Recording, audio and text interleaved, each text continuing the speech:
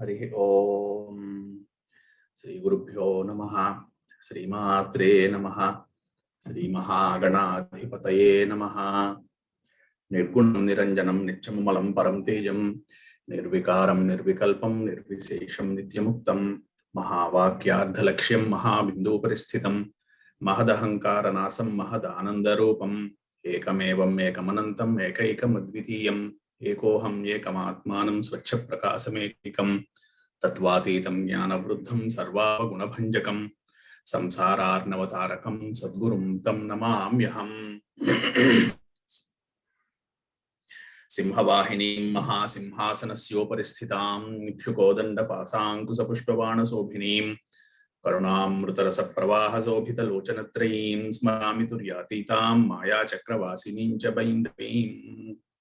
आदौ वन्दे गुरुनाथं श्रीमन्महाभैरवाख्यं कलौ समारम्भं गुरुं परशिवानन्दनाथम् अत्रनाथं महागुरुं योगसहस्रप्रवर्तकं श्रीचतुर्युगनाथास्तु वन्दे लोकाद्यभिगोप्तृम् सर्वमन्त्राद्यः प्रयोक्तृः सर्वविद्यामहोदधिः सर्वौघाश्च तत्त्वसारः सर्वौघाश्च मूलरूपः अत्र नाथः सदाशिवः तदाद्यानन्दभैरवः सर्वत्र सर्वसः वन्देऽहमस्मद्गुरुपर्यन्तः। अनन्तश्रीविभूषित शिवयति महाशाक्तकुलाधीश्वर आनंद परमहंस परमपूज्य श्री श्री श्री भैरवानंद महास्वामिने नमः। शाक्तं धर्मं सनातनं कर्तव्यं परिरक्षणं सत्यं तपः धर्मं तपः कर्तव्यं। ఆడియో రావట్లేదు. ఇది ఆడియో రావట్లేదా? హలో, వస్తుందండి. ఆడియో వస్తుందా? వస్తుందండి. శ్రీమాత్రే నమః. సంఘానికి నమస్కారం.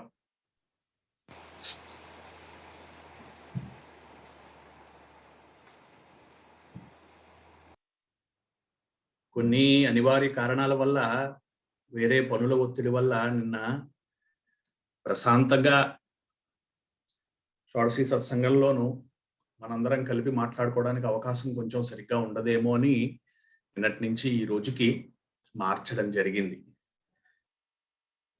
ఇంకొక విషయం ఏమిటి అంటే, ఆదివారమే సౌకర్యంగా అందరికీ ఉంది అంటే ఆదివారం నాడే మనం సాయంత్రం పెట్టుకోవచ్చు. ఒకసారి దీని గురించి అందరూ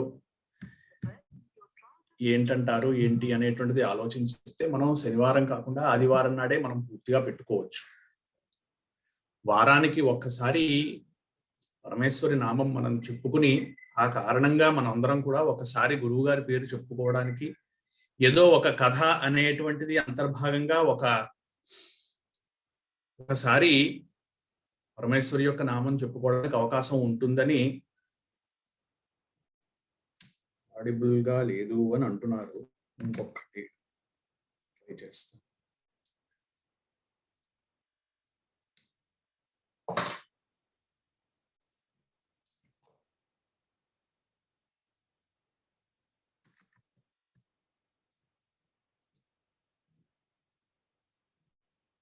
ఇప్పుడు వినిపిస్తోందా?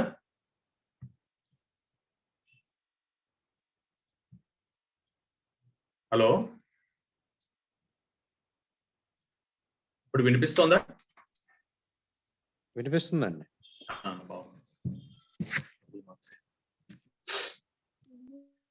అందుకోసమని ఒకసారి మనం ఇంతవరకు కూడా మార్కండేయ పురాణాంతర్గతంగా మనం చెప్పుకున్నాము. మార్కండేయ పురాణాంతర్గతంగా మాట్లాడుకుంటున్నటువంటి ఆఖ్యానాలలో మనం ప్రత్యేకంగా మనువుల యొక్క చరిత్ర గురించి మనం మాట్లాడుతున్నాం.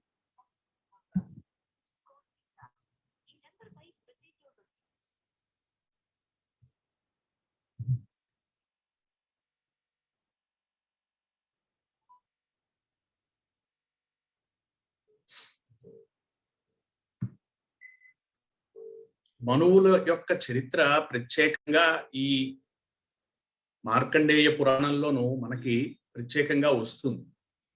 చాక్షుష మనువు యొక్క చరిత్ర మనం క్రితంసారి షోడశీ సత్సంగంలో చెప్పుకున్నాం. ఈసారి రైవత మనువు అనబడేటువంటి రైవతుడు అనబడేటువంటి ఒక మనువు యొక్క చరిత్ర గురించి మనం ఈరోజు మాట్లాడుకుందాం. ఒక్కొక్క మనువు ఒక కొంతకాలానికి అధిపతులు అవుతారు. ఎంతకాలం అధిపతులు అవుతారో అంతకాలం కూడా ఒక ప్రత్యేకమైనటువంటి దేవతావర్గం, దేవతలకి కొన్ని పేర్లు, ఆ మన్వంతరంలో ఒక ప్రత్యేకమైనటువంటి ఒక ఇంద్రుడు, ఇలాంటిది అవుతూ ఉంటారు. మళ్ళీ మన్వంతరం అయిపోయిన వెంటనే, మనువు అయిపోయిన వెంటనే మళ్ళీ తిరిగి ప్రపంచం అంతా కూడా మళ్ళీ జలమయం అయిపోతుంది. తిరిగి మళ్ళీ ఇంకొకసారి సృష్టి అనేటువంటిది ప్రారంభం అవుతుంది. ఇది మన్వంతరం అలా నడిచేటువంటి చక్రం అన్నమాట. ఒక్కొక్క మన్వంతరం అయిపోయాక మళ్ళీ కొత్తగా ఇంకొక మన్వంతరం వస్తుంది. ఆ మన్వంతరంలో కొందరు దేవతా భాగాలు, కొందరు దేవతా గణాలు అవుతారు. ఆ మన్వంతరానికి ఒక ఇంద్రుడు అనేటువంటి ఒక ఇంద్ర పదవిని ఒక ఇంద్రుడు ఉంటారు.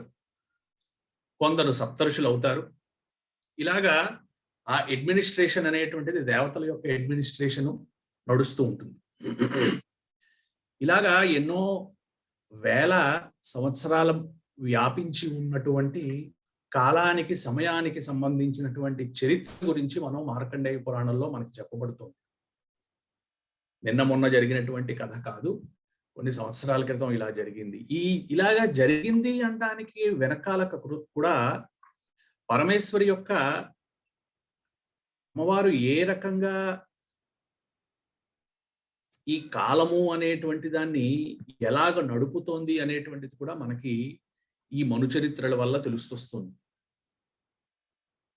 ఇక కథాభాగంలోకి వెళ్తే, ఋతవాక్కు అనబడేటువంటి ఋతవాక్కు శాంతాదేవి ఒక దంపతులు ఉండేవారు. ఆ దంపతులకి చాలా కాలం సంతానం కలగకపోవడం చేత వారి ఆరాధ్య దైవమైనటువంటి సూర్యనారాయణ స్వామిని వారు ఆరాధిస్తారు. సూర్యనారాయణ స్వామి మనకి ప్రత్యేకంగా ఈ మాఘమాసంలో సూర్య సంబంధమైనటువంటి ఎన్నో విశేషమైనటువంటి క్రతువులు, నైమిత్తిక కర్మలు, మనం శాంతి పౌష్టికాలు అంటే శాంతి కోసము, పుష్టి కోసము కూడా చాలా రకాల సూర్యనారాయణ సంబంధమైనటువంటి క్రతువులను మనం ఈ నెలలో చేస్తూ ఉంటాం.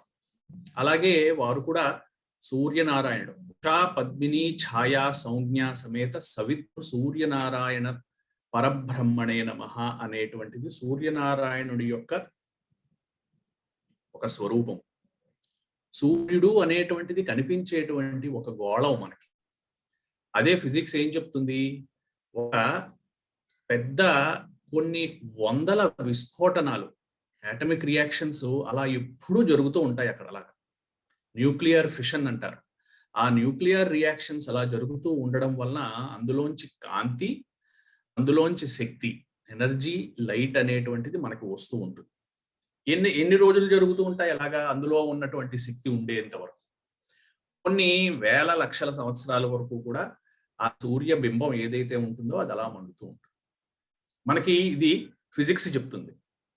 అయితే ప్రపంచాన్ని నడిపించడానికి, ప్రపంచానికి కాంతి అందించడానికి, ప్రపంచానికి ఒక సమయము అనేటువంటి పొద్దున్న ఫలానా సమయానికి సూర్యోదయము అనేటువంటిది చెప్పడానికి సూర్యుడు ఒక ధర్మానికి ప్రతీకగా, ధర్మ స్వరూపంగా, రుజు మార్గము అంటే తిన్నగా వెళ్ళేటువంటి ఒక మార్గవర్తిగా మనందరికీ కూడా సూర్యుడిని మనం చూస్తూ ఉంటాం కనుక అవే లక్షణాలు, ధర్మానికి ఉన్నటువంటి లక్షణాలు, ప్రపంచాన్ని జీవ సమూహం అంటే జీవ సమూహానికి పుష్టినిచ్చి వాటికి నడిపించడానికి కారణభూతుడైనటువంటి నారాయణుడికి కూడా అవే లక్షణాలు ఉన్నాయి కనుక సూర్యుడికి నారాయణుడికి మనం ఒకే వారిని మనం సూర్యనారాయణుడు అని మనం చెప్పడానికి కారణం. ప్రత్యక్ష నారాయణుడు అని మనం చెప్తూ ఉంటాం. కనిపించినటువంటి నారాయణుడు కంటికి, శబ్దానికి, వాక్కుకి అందనటువంటి నారాయణుడు మనకి కనిపిస్తున్నాడు అని ప్రత్యక్షంగా ఆయన్ని అదృసన్ ఉదహార్య అని మనకి రుద్రాధ్యాయం చెప్తూ ఉంటుంది. ఏమీ తెలియనటువంటి నీళ్లు తెచ్చుకునేటువంటి నీరు పట్టుకుని ఒక గ్రామంలో ఉండేటువంటి వారందరూ కూడా నీరు తీసుకొస్తూ అలాగా ఎదుగుతున్నటువంటి ఆ సూర్యనారాయణ స్వామి ఉదయిస్తున్నటువంటి సూర్య బింబాన్ని చూసి రుద్రుని యొక్క స్వరూపము అని వారు అనుకుంటారు. అలాగా సూర్యుడు మనకి నారాయణుడిగా, రుద్రుడిగా, మిగిలినటువంటి దేవతా స్వరూపాలుగా కూడా చాలా వరకు మనకి కనిపిస్తూ ఉంటారు మన వాంగ్మయంలో. అలాగా ఈ ఋతవాక్కు శాంతాదేవి సూర్యనారాయణ స్వామిని ప్రత్యేకంగా కొలుచుకుని వారిని ప్రార్థిస్తే వారికి సంతానం కలుగుతుంది. అయితే సంతానం పెరగగా ఆ కలిగినటువంటి ఒక పుత్రుడు అంతగా ప్రపంచంతో సంబంధం లేకుండా కొంత జడత్వము, మన భాషలో మనం మాట్లాడుకోవాలి అంటే కొంచెం వెర్రిగా చేష్టలవి చేస్తూ కూడా అలా నడుస్తూ ఉంటాడు. ఈ ఋతవాక్కు శాంతాదేవి పిల్లాడు పెరుగుతూ ఉంటాడు. వాళ్ళతో పాటు వీళ్ళు కూడా పెద్దలు కూడా పెరిగి వృద్ధాప్యం వచ్చేసరికి ఆ అబ్బాయి ఇలా ఉన్నాడేమిటి, ఆ అబ్బాయిని కాచేటువంటి అవకాశం ఏమిటి అనేటువంటి బాధతోటి గర్గ మహాముని దగ్గరికి వెళ్తారు. ఆయన దగ్గరికి వెళ్ళి ఇలా ఉంది పరిస్థితి, అబ్బాయి ఇలా ఉన్నాడు, ఏం చేయమంటారు? వీళ్ళ వలన మాకు ఆ శాంతాదేవిను ఋతవాక్కు చెప్తూ ఉంటారు, మాకు చాలా బాధగా ఉంది, మా తర్వాత ఎలా జరుగుతుంది, ఏమిటవుతుంది అంటే, మీ యొక్క ఆరాధ్య దైవం అయినటువంటి సూర్యనారాయణ స్వామి యొక్క దయ వల్ల కలిగినటువంటి, అతని యొక్క ఆశీర్వచనం వల్ల కలిగినటువంటి ఈ సంతానం వ్యర్థము కాదు, అతనికి కూడా విశేషమైనటువంటిది ఉంటుంది అని. అయితే ఇతను జన్మించినటువంటి సమయము రేవతి నక్షత్రానికి సంబంధించినటువంటి ఒక రకమైనటువంటి విష ఘడియలో జరిగింది. ఆ రేవతి నక్షత్రానికి ఉన్నటువంటి ఆ విష ఘడియకు ఉన్నటువంటి ప్రభావం వలన ఆ అబ్బాయికి సరైనటువంటి మతి, సరైనటువంటి ఆలోచన, సరైనటువంటి జ్ఞానము, వృద్ధి కలగలేదు. అందుకోసమని ఈ కారణం వల్ల అతడు అలా ఉన్నాడు. అయితే అతడిని ఫలానా చోట మీరు ఈ పని చేయించండి, ఇలా చేస్తే ఆ అబ్బాయికి కొంతవరకు ప్రశాంతంగా ఉండి అతడి యొక్క కార్యక్రమాలు చేసుకోవడానికి వీలుగా, అతని జీవనం సాగించడానికి వీలుగా అతనికి కొంత ఆలోచన కలుగుతుంది అని తిరిగి సూర్యనారాయణ స్వామిని వారు పూజించి ఆ అబ్బాయి యొక్క బాగోగులుగా ఉండేలాగా గర్గ మహాముని చెప్పినటువంటి విధానాన్ని ఆ తల్లిదండ్రులు ఇద్దరూ కూడా ఋతవాక్కు శాంతాదేవి ఆచరిస్తారు. అయితే రేవతి నక్షత్రము వలన ఇక్కడ మనం చెప్పుకోవాల్సిన విషయం ఏమిటంటే, ప్రతి నక్షత్రానికి కూడా కొన్ని విషఘడియలు అంటూ ఉంటాయి. ఆశ్లేష, జ్యేష్ఠ, రేవతి ఈ 3 నక్షత్రాలని కూడా గండాంత నక్షత్రాలు అని అంటూ ఉంటారు. ఆ నక్షత్రాలకు ఉన్నటువంటి కొన్ని ప్రత్యేకమైనటువంటి సమయాల్లో కనుక జన్మమైనట్టయితే తద్వారా జన్మించినటువంటి శిశువుకి సరైనటువంటి ఆరోగ్యము ఉండదు అనేటువంటిది జ్యోతిష్ శాస్త్రం చెప్తూ ఉంటుంది. అలాగా అటువంటి ఒక విషఘడిలో జన్మం జరిగింది కనుక మా సంతానం ఇంత కష్టపడి తపస్సు చేసి సూర్యనారాయణ యొక్క ప్రసాదం కూడా ఇలా అయింది అనేటువంటి ఒక కోపం చేత ఈ ఋతవాక్కు అనబడేటువంటి ఆ వ్యక్తి, ఋతవాక్కు శాంతాదేవి చాలా బాధపడుతూ రేవతి నక్షత్రం వలనే వాళ్ళ సంతానానికి, వారి అబ్బాయికి ఇలా జరిగింది అనేటువంటి ఆలోచనతోటి రేవతి నక్షత్రం మీద చాలా కోపం చెంది ఆ ఆకాశంలో ఉండేటువంటి రేవతి నక్షత్రము నేల మీద పడుగాక, కింద ఆకాశంలోంచి కింద పడుగాక అని శపిస్తారు. అది నక్షత్రము అంటే క్షతము కానటువంటిది, అది ఇంకా ఆరిపోవడం జరగదు. ఆకాశంలోనూ ఇన్ని వేల లక్షల నక్షత్రాలు ఉన్నాయి అని మనం చెప్తూ ఉంటాం, మనం చూస్తూ ఉంటాం. ఈ నక్షత్రాలన్నీ కూడా సూర్యుడు యొక్క లక్షణాలే కలిగి అంతకంటే ఇంకా ఎక్కువ దూరంలో ఉన్నాయి. ఎక్కువ దూరంలో ఉన్నాయి కనుక మనకి సూర్యుడు కనిపించినటువంటి అంత దృష్టితోటి, అంత క్లారిటీ తోటి మనకు అవి కనిపించవు. చిన్న కాంతి రేఖల్లాగా మనకి మిణుకుమంటూ కనిపిస్తాయి నక్షత్రములు. ఈ నక్షత్రముల యొక్క సమూహానికి పేర్లు పెట్టారు. ఎలాగా? అశ్విని, భరణి, కృత్తిక, రోహిణి మొదలగు 27 నక్షత్రాలు. అభిజిత్ అనబడేటువంటి ఒక మధ్యమైనటువంటి ఒక నక్షత్రంతో పాటుగా 28 నక్షత్రాలు పెట్టారు మనకి. ఈ నక్షత్రము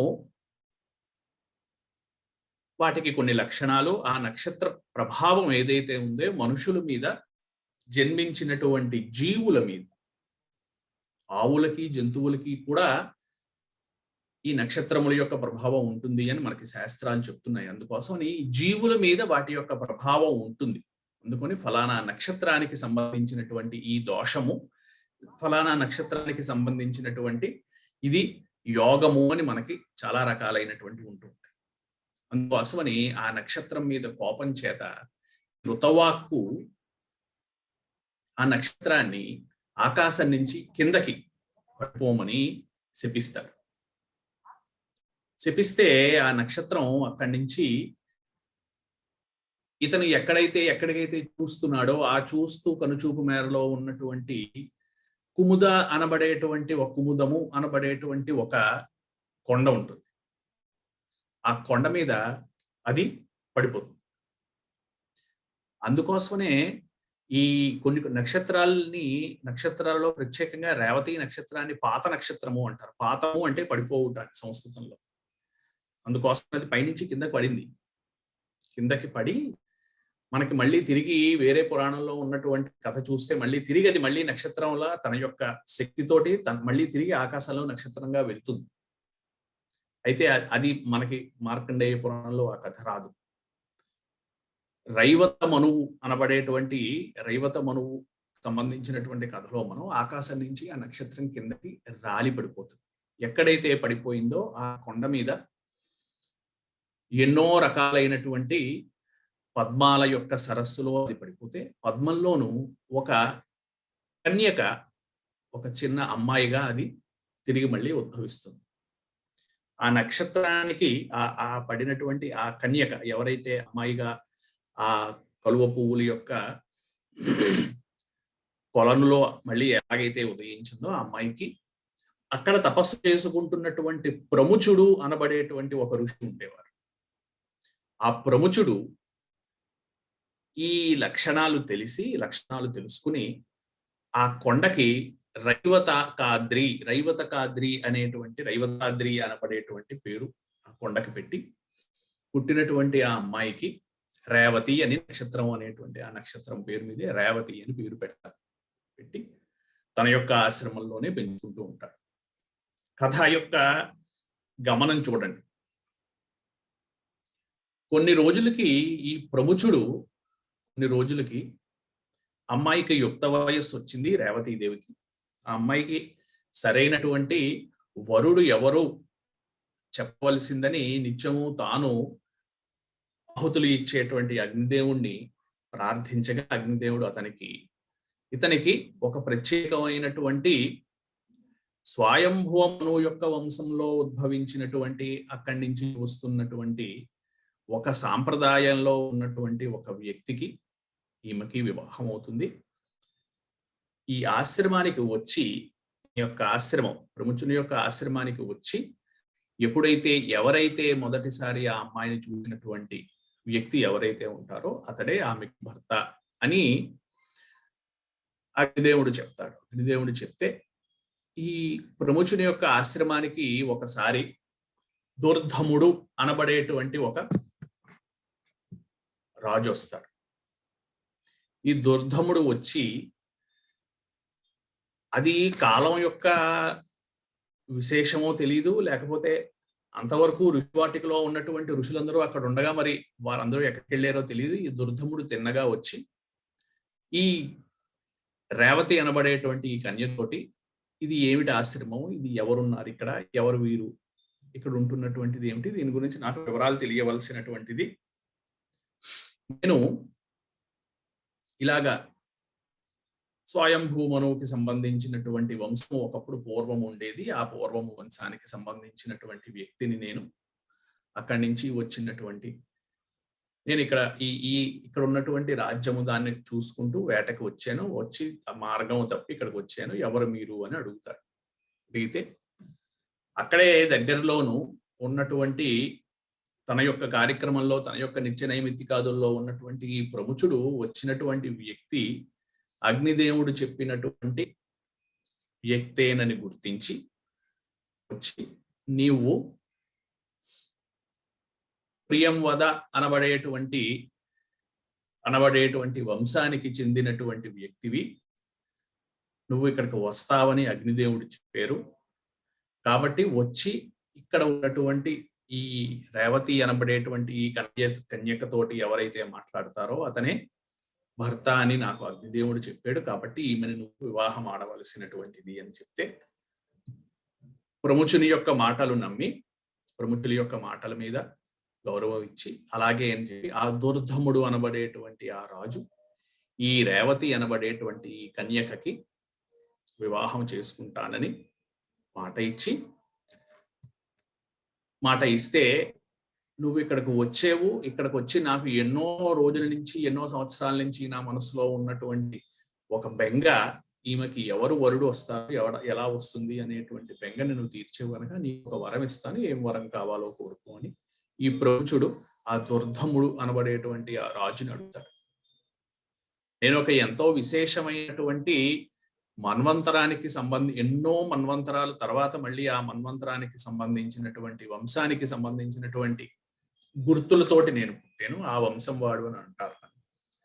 అందుకోసమని మా వంశానికి ఏమాత్రము తక్కువ కాకుండా రాబోయేటువంటి సంతానం, ఈ రేవతి అనబడేటువంటి ఈ స్త్రీకి రాబోయేటువంటి, మా ఇద్దరికీ కలగబోయేటువంటి సంతానం తిరిగి ఇంకొక మనువుగా అవ్వాలి అనబడేటువంటి వరం నాకు ఇవ్వండి అని ఈ ప్రముఖుణ్ణి దుర్ధముడు అడుగుతాడు. తథాస్తు అని చెప్పి విశేషమైనటువంటి ఒక ప్రత్యేకమైనటువంటి రేవతి నక్షత్రంలోనే మళ్ళీ తిరిగి వివాహం వారిద్దరికీ జరుగుతుంది. రేవతి నక్షత్రం వివాహానికి ఎంతో విశేషమైనటువంటి, ఎంతో మంచి నక్షత్రంగా చెప్పబడతారు, మంచి నక్షత్రంగా చెప్తారు. అందుకోసం ఆ రేవతి నక్షత్రంలో వారిద్దరికీ వివాహం జరిపించి, వారిద్దరికీ కొన్ని సంవత్సరాలకి కలిగినటువంటి సంతానం రేవతి యొక్క సంతానం కనుక రైవతు అని పేరు పెడతారు. అతనికి మళ్ళీ తిరిగి ప్రముఖుని దగ్గరే విద్యాభ్యాసం అది చేయించి, ఎంతో విశేషమైనటువంటి ఆయుర్వేదము, ధనుర్వేదము, గాంధర్వ వేదము, ఇలాగ విశేషమైనటువంటి విద్యలన్నీ కూడా నేర్పించి అతన్ని ఎంతో వైభవశాలిగా చేసి ప్రజ్ఞాశాలిగా చేస్తాడు ప్రముఖుడు. ఆ పుట్టినటువంటి సంతానమే కొన్ని రోజులకి అతని పేరు మీదే ఆ మన్వంతరం అంతా కూడా రైవత మనువు అనబడేటువంటి పేరు సంభవిస్తుంది. ఈ రైవత మనువులో విగుడు అనబడేటువంటి, ఇతన్నే విదర్భుడు అనేటువంటి వేరే పేరు కూడా ఉంది. ఈ విదర్భుడు అనబడేటువంటి వ్యక్తి 100 యాగాలు చేస్తాడు, మహాయాగం. కాబట్టి అతన్ని ఇంద్రుడిగా గుర్తించి అతడు ఇంద్రుడు అవుతాడు. ఈ ప్రత్యేకంగా ఈ రైవత మనువు యొక్క సమయంలోను సుమేధస్సు, భూతరజస్సు, వైకుంఠులు, సమితాభులు అనబడేటువంటి 4 ప్రత్యేకమైనటువంటి దేవతా వర్గంలో ఉంటారు. అలాగే హిరణ్యరోముడు, దేవరి, ఊర్ధ్వబాహుడు, వేదబాహుడు, సుధాముడు, పర్జన్యుడు, వశిష్ఠుడు అనబడేటువంటి వారు ఎవరైతే ఉన్నారో వారు సప్తర్షులు ఈ రైవత మనువు యొక్క సమయంలో. ఈ మన్వంతరం అంతా కూడా మళ్ళీ తిరిగి 71 మహాయుగాలు ఏదైతే ఉందో ఆ 71 మహాయుగాలు అన్నిటికీ కూడా ఈ మన్వంతరము రైవత మన్వంతరంగా పేరు సంభవిస్తుంది. అలా సంభవించినటువంటి లక్షణాలు రేవతి నక్షత్రానికి సంబంధించినటువంటి నక్షత్రంతో సంబంధించినటువంటి ఆ రేవతి యొక్క సంతానంగా అతనికి రైవతుడు అనేటువంటి పేరు వచ్చింది. రేవతీదేవి యొక్క ఆ లక్షణాలతోటి మనకి దేవీ భాగవతంలోను మిగిలినటువంటి ఇంకొన్ని పురాణాలలో కూడా ఈ రేవతి నక్షత్రము కిందకి రాలిపోగా జరిగినటువంటి సంఘటనలు చాలా కనిపిస్తాయి. చాలా చాలా కథలు అవి కూడా కనిపిస్తాయి, ఆ నక్షత్రానికి సంబంధించినటువంటి కథలు. అందుకోసమని ఈ రకంగా రైవత మనువు అనబడేటువంటి ఈ మనువుకి సంబంధించినటువంటి చరిత్ర, చాక్షుష మనువు తర్వాత రైవత మనువు, ఈ రైవత మనువుకి సంబంధించినటువంటి చరిత్ర మనకి ఈ మార్కండేయ పురాణం మనకి చెప్తోంది. మార్కండేయ పురాణాంతర్గతంగా మార్కండేయుడి యొక్క శిష్యులైనటువంటి క్రోష్టుకి, జైమిని మొదలగు శిష్యులు ఎవరైతే ఉన్నారో వారు అడిగినటువంటి ప్రశ్నలకి మార్కండేయులు వారు మనకి చెప్తున్నారు. మార్కండేయులు వారు క్రోష్టుకి ఇలా చెప్పారు అని వేదవ్యాసులు వ్యాసుల వారు రాసేరు ఈ మహాపురాణాన్ని. అదనమాట లక్షణం. అందుకోసమని కాలం యొక్క గమనంలో ఎన్ని రకాలైనటువంటి మార్పులు ఎలాగ సంభవిస్తాయి అనబడేటువంటిది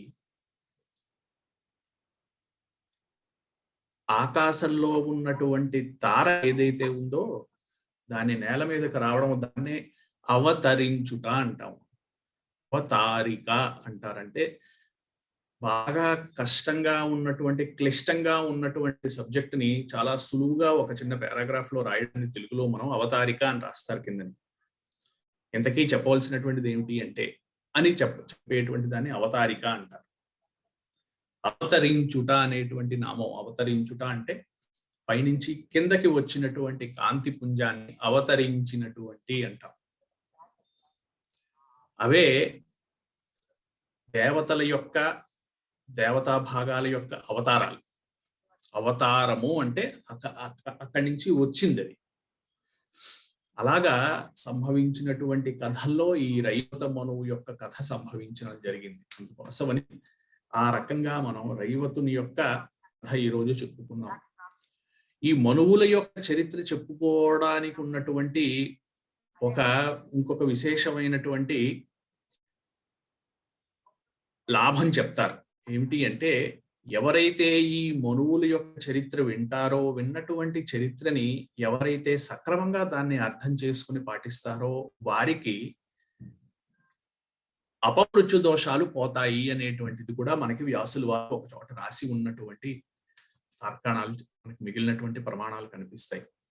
అపమృత్యువులు అంటే కాలమరణం, అంటే ప్రతి వ్యక్తికి కూడా ఇంత లాంజివిటీ ఉంటుంది అనేటువంటిది ఒకటి నిర్ణయించి వచ్చినటువంటి దాన్ని పరమేశ్వరుడితో సహా ఎవరు మార్చరు కూడా.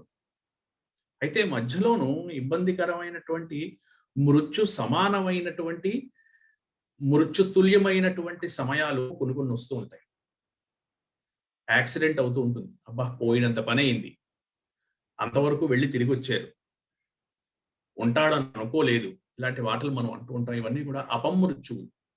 ఈ అపమృత్యువులు ఎవరైతే ఉన్నారో, అపమృత్యు దోషాలు ఈ మనువుల యొక్క చరిత్ర కనుక విన్నట్టయితే అపమృత్యు దోషాలు పోతాయి అని వేదవ్యాసులు వారు రాశారు.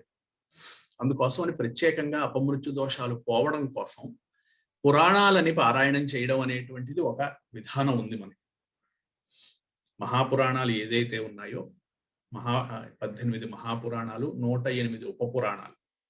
ఈ 18 మహాపురాణాల్లోనూ మనువుల యొక్క చరిత్ర చాలా వరకు కూడా మార్కండేయ పురాణంలో మనువుల యొక్క చరిత్ర వచ్చింది. అందుకోసమని ఈ మనువుల యొక్క చరిత్ర వింటే వచ్చేటువంటి ఫలితం అపమృత్యు దోషహారం. అందుకోసమని జాగ్రత్తగా రాబోయేటువంటి షోడశీ సత్సంగాల్లో కూడా మిగిలినటువంటి ఇంకా ఉన్నటువంటి మనువుల యొక్క చరిత్ర 14 మంది మనువులు ఉన్నారు అని మనకి మన యొక్క వాంగ్మయం చెప్తోంది. 14 మంది మనువులు. ఈ 14 మంది మనువుల యొక్క ఇది బ్రహ్మగారికి ఒక రోజు. ఈ 14 మనువులు. ఒక్కొక్క మనువు, ఒక్కొక్క మన్వంతరము మనం 71 మహాయుగాలు అనుకున్నాం. ఈ 71 మహాయుగాలు ఇంటూ 14. అయితే ఒకటి అయిన వెంటనే మళ్ళీ ఇంకొకటి స్టార్ట్ అయిపోతుంది అని మనం అనుకోలేము. మధ్యలో కొన్ని రోజులు ఒక వాయిడ్, ఏమీ లేనటువంటి శూన్య స్థితి కొన్ని రోజులు ఉంటుంది. తర్వాత మళ్ళీ తిరిగి సృష్టి ప్రారంభం అవుతుంది. ఇదంతా కలిపి బ్రహ్మదేవునికి ఒక పూట, ఒక పగలు, తర్వాత మళ్ళీ రాత్రము, తర్వాత మళ్ళీ అంతే సమానంగా ఉన్నటువంటి రాత్రులు. ఇది బ్రహ్మాయుర్దాయంలో జరుగుతున్నటువంటి కథలు అన్నమాట ఇవన్నీ. ఈ 14 మనువులు యొక్క చరిత్ర మనకి పురాణాల్లో, వివిధమైనటువంటి పురాణాల్లో వస్తూ ఉంటుంది. ముఖ్యంగా మార్కండేయ పురాణంలో వస్తుంది. అందుకోసమని ఆ కారణంగా రాబోయేటువంటి షోడశీ సత్సంగాల్లో కూడా ఈ మనువుల యొక్క చరిత్ర మనం ఒకసారి విని దానికి సంబంధించినటువంటి సారాన్ని మనం తీసుకుంటే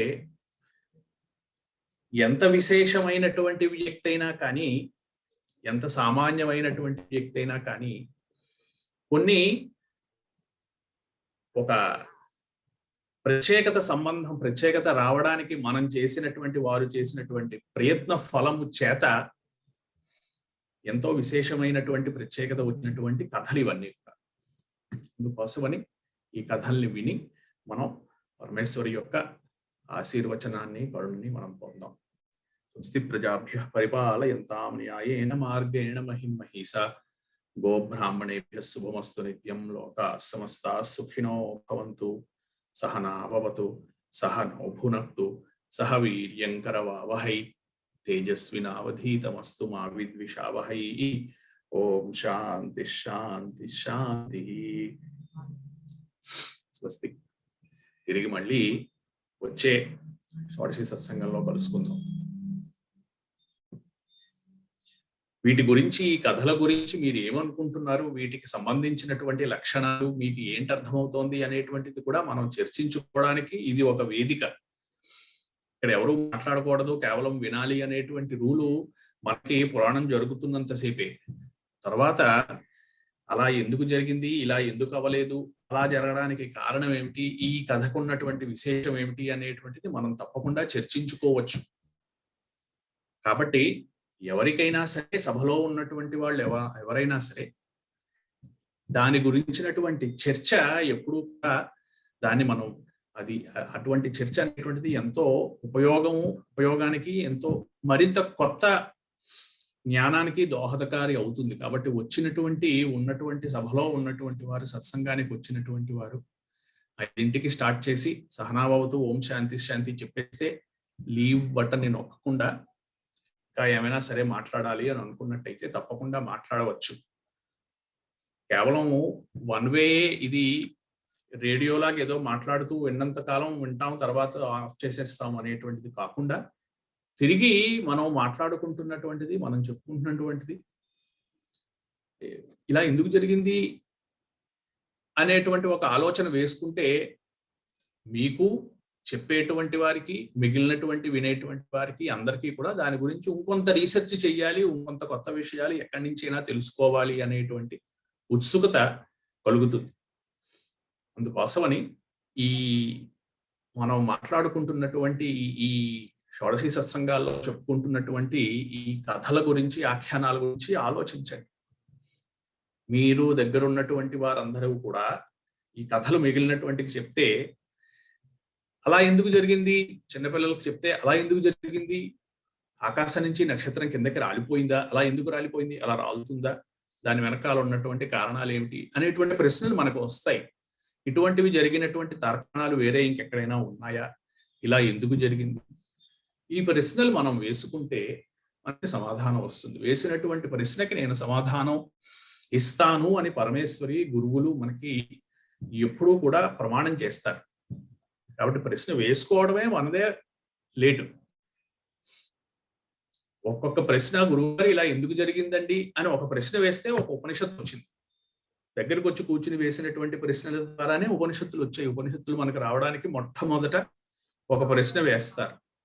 లేదా చాలా విషయాల్లోనూ పార్వతీదేవి శివుణ్ణి, శివుడు పార్వతీదేవిని, లక్ష్మీదేవి విష్ణుమూర్తిని, సరస్వతీదేవి బ్రహ్మని ఇలా ఎందుకు జరిగింది నాకు చెప్పండి అని ఒక ప్రశ్న వేస్తే మనకి ఎన్నో విద్యలు, ఎంతో శాస్త్రం బయటికి రావడానికి కారణం. అందుకోసమని చెప్తున్నటువంటి విషయాల మీద మీరు మీ యొక్క గ్రాహ్యతని ఆధారం చేసుకుని మీకున్నటువంటి ఆలోచనలను మనం మాట్లాడుకుంటే ఇంకా ఉత్సాహంగా, ఇంకా ఇందులో తిరిగి పాల్గొనాలి అనేటువంటి ఉత్సాహం అందరికీ కూడా వస్తుంది. దాని గురించి ఆలోచించండి. మళ్ళీ మనం తిరిగి వచ్చే షోడశీ సత్సంగంలో కలుసుకుందాం. అంతవరకు కూడా స్వస్తి. నేను ఉంటాను. Krishna hello hello. నమస్తే అండి. నేను కృష్ణావల్లి మాట్లాడుతున్నాను. చెప్పండి. ఇప్పుడే మీరు అడిగిన క్వశ్చనే ఇప్పుడు శివనాథ కథ వింటూనే అడిగాడు, అమ్మ నక్షత్రం ఎలా కింద పడిపోయింది అని. నక్షత్రం ఎలా కింద అందుకనే అడిగాను. ఎందుకంటే చిన్నపిల్లలకి ఈ ప్రశ్నలు వేస్తే చిన్నపిల్లలకి లేదా మనకి విన్నటువంటి వస్తువు, విన్నటువంటి జ్ఞానం వెంటనే ఏమిటి చేస్తుందంటే ఇలా ఎందుకు కలిగింది అని చెప్పేటువంటి లక్షణం ఆ జ్ఞానానికి ఉంది. అందుకోసమే అలా అలా వేసినటువంటి లక్షణాలు ఉన్నాయి. నక్షత్రం ఎలా రాలిపోవడము అనేటువంటిది వాటి నుంచి వచ్చేటువంటి కాంతి మన వరకు ఎలాగైతే వస్తుందో, ఈ మనం చేసినటువంటి మనకున్నటువంటి తపస్సు యొక్క శక్తి ఎంతవరకు వెళ్ళగలదు అంటే, కదలకుండా ఉన్నటువంటి కొండల దగ్గర నుంచి ఆకాశంలో ఉన్నటువంటి నక్షత్రాలని సైతం కదిలించగలిగినటువంటి శక్తి సామాన్యులమైనటువంటి మనం అందరికీ కూడా మనం చేసేటువంటి తపస్సులో ఉంది.